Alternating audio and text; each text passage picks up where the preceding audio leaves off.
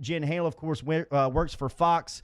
She's also a part of the Pelicans broadcast at Pelicans NBA is where you can find them on Twitter. But she works for Fox as an NFL and NBA sideline reporter, and she's down in New Orleans. I got to imagine it's a little crazy spending so much time around your home this time of year. Good morning. It is. I've never been home this much, ever. I can imagine, man. The replays have been great, getting a chance to hear from you and Coach Gentry. But keeping up with the Pelicans, how are they keeping themselves in shape? As everybody's kind of starting to go stir crazy inside their homes, I can imagine these young athletes who are always outside and active are trying to find creative ways to stay advanced.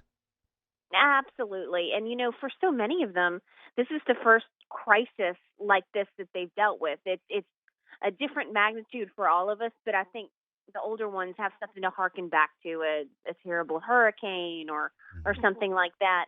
For so many of the young ones, this is the first time they're dealing with something along these lines. The Pelicans have been really great about trying to keep the players in as best shape as possible. There's nothing like playing in a game to be game ready. Nonetheless, they sent equipment home with all the players. They did detailed individual workout plans. They're doing virtual workouts where everybody can log on and do strength and conditioning. I don't know what else you could do under the circumstances. Just really hoping, Jordy, that come May 8th, we can get back into facilities and get players actually on the court. Yeah, Jim, we saw the NBA. They wielded their power. You see how much power that league has. They were the first to suspend their activities, and the world or the country kind of followed suit. And it seems like they may be the first to start to allow athletes around the facility. Do you get an idea from the league or talking to people with the Pelicans on how fragile that is with all the cities and all the teams? I think it's very fragile. Absolutely. To your point about the league being the first to shut down, Commissioner Adam Silver has come out and said, look, we led the trend in shutting down, and we're going to lead the trend coming back. So I think it is definitely something the NBA wants to do, but it's obviously easier said than done. There were two 14-page memorandums that came out earlier this week with details about how you could reopen, hopefully on May 8th. Everything from you can't have more than 4 players in there at once to you can't serve any type of real food. Everything has to be individually wrapped. So, for instance, you could have some power bars out there, but no hot food, nothing that would be a pan of vegetables or a salad.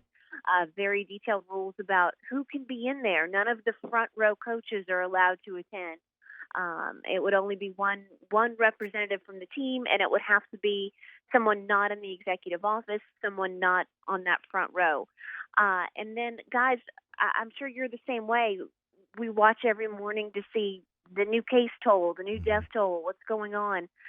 May 8th seems so far away in many ways. A lot can change between now and then. I'm excited and encouraged, though, that at least we're talking about a target date that we're going to try to achieve. Yeah. Jen Hale joining us here off the bench, ESPN New Orleans, Baton Rouge, and Alexandria. Remember, you can catch Jen on Twitter at Jen Hale 504. Also, check out the Sideline Pass, which she's the founder of over there, a great organization and great initiative that you can follow on Twitter at sideline_pass. We saw the replay with and you and Coach Gentry spending some time together. Coach O has been by here. We've talked to a lot of people around the athletics world right now as they're dealing with the quarantine, and you can tell that they want to stay with the orders and stay home and adhere to everything, but they also don't have access to their team, which makes these guys and these personalities, these alphas, it makes them go crazy. You got an idea of how they're dealing with this? Yeah, great point. Absolutely. Lots of conference calls, lots of individual calls, lots of texts. I mentioned the virtual group workouts. They'll do some virtual group chats, but that's not the same at all. It's getting through, it's getting by, but it certainly isn't what you want, especially for a team like the Pelicans, who seem to have turned a corner and were doing so well. They were the second most improved team defensively since Christmas. With Zion, it was just starting to gel. So you don't want to lose that chemistry. You don't want to lose that rhythm.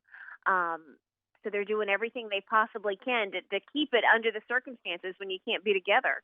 Jen, that Kings game was probably the biggest game in the last, 5 or 10, maybe the biggest game since they've been in New Orleans, regular season.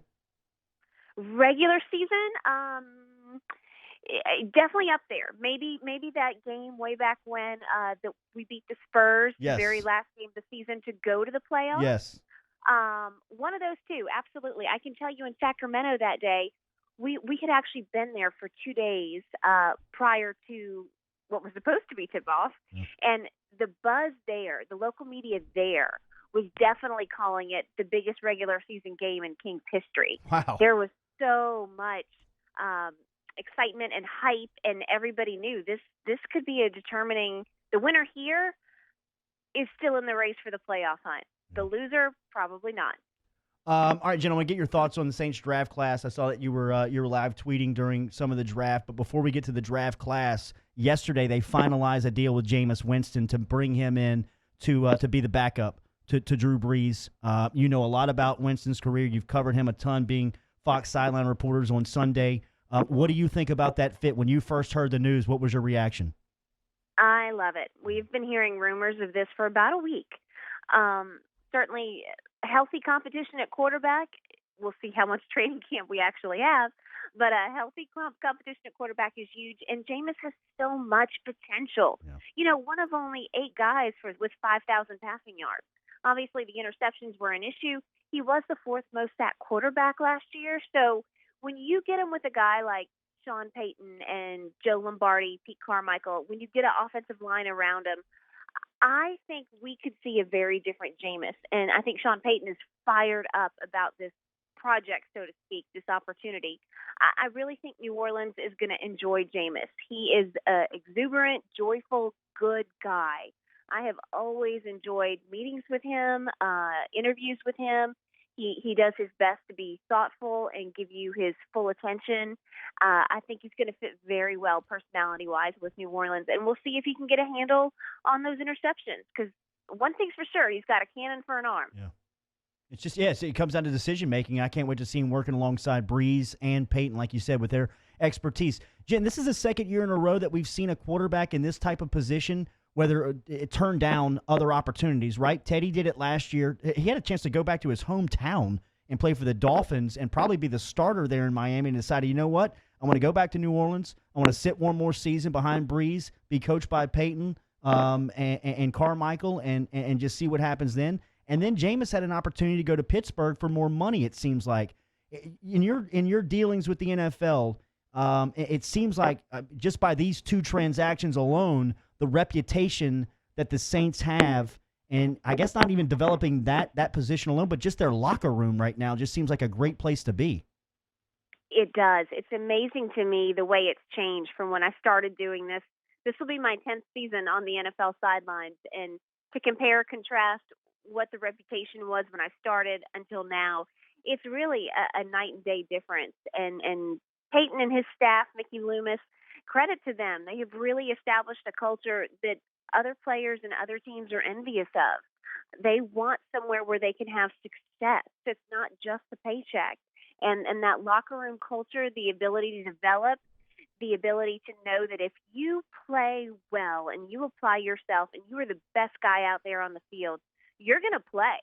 It's not always like that at other teams.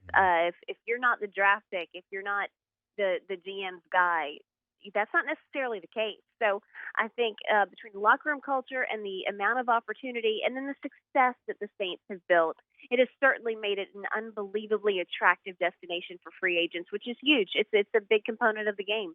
They take a versatile offensive lineman in Cesar Ruiz in the first round, and they take maybe the best pass-catching tight end in Troutman out of Dayton. What was your overall thoughts of the 4 picks in the selections over the weekend in the draft? I loved it. I know it wasn't as sexy as a lot of people wanted. People were eyeing those wide receivers and fun weapons like that. But when you look at the fact that so many of these guys, all of them really, were graded in the Saints' top 40, and we got them for easy trades, late round trades, it's huge. I think it is definitely an A+ grade. These types of additions are going to be huge for the Saints going forward. Caesar, I expect him to make an immediate impact. And then with Troutman and Tommy Stevens, the quarterback for Mississippi State, Yeah. I think you've got some guys who can grow and develop. And then I'm excited to see what Vaughn does as well, Yeah, me too. where they use him, how they work him in. He's such a versatile player, whether you want to use him off the edge or in a linebacker role. Sean Payton loves his gadgets. So I think he could probably get very creative with Vaughn, and it'll be fun to watch. And it's tough to doubt Jeff Ireland, Mickey Loomis, and Peyton over the last couple of years and the success that they've had in the draft. All right, Jen Hale, we always appreciate catching up with her. All of her stuff is online if you want to check out her website at jenniferehale.com, but everything's on Twitter at Jen Hale 504. We always appreciate the time in the morning. Stay healthy, and we'll catch up soon. Hey, guys, thanks for having me. And, yes, y'all stay healthy, too. Hopefully we'll see you in person at some point in the near future. That'd be great. There she is, Jen Hale checking in